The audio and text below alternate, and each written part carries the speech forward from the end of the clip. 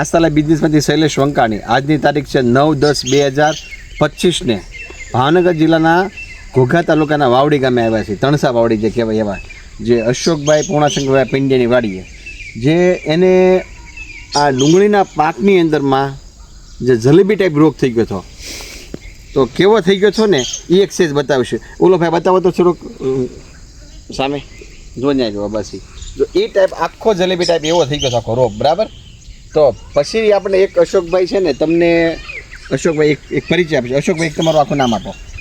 મારું નામ અશોકભાઈ પૂર્ણાશંકરભાઈ પંડ્યા, ગામ વાવડી, તાલુકો ઘોઘા, જિલ્લો ભાવનગર.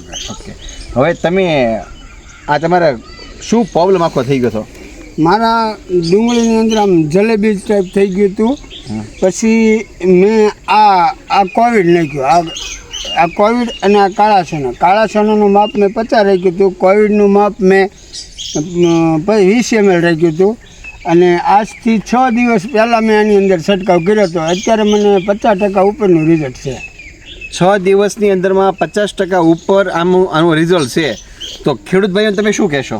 ખેડૂત ભાઈઓને તો હું એ કહીશ કે આ જે બાફિયા માટે છે ને, આ દવા અક્ષિત દવા કહેવાય. અક્ષિત દવા કહેવાય.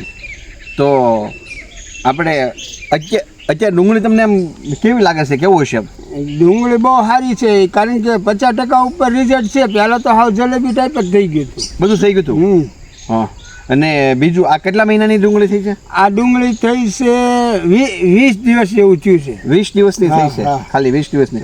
જો 20 દિવસની ડુંગળી થઈ, વરસાદ સતતને કારણે આખી ડુંગળીની અંદરમાં બાફીઓ અને સરમો અને જલેબી ટાઈપ આખું થઈ ગયું હતું. અને અત્યારે 1 નંબર ફર્સ્ટ ક્લાસ થઈ ગઈ છે.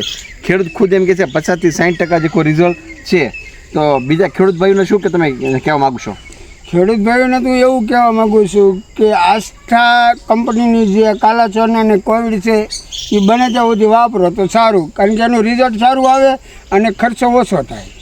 ઓકે, જો આવા નવા અમારા વિડીયો જોવા માટે શેર કરતા જો ગ્રુપમાં મોકલાઈ ગયો. જય જવાન જય કિસાન.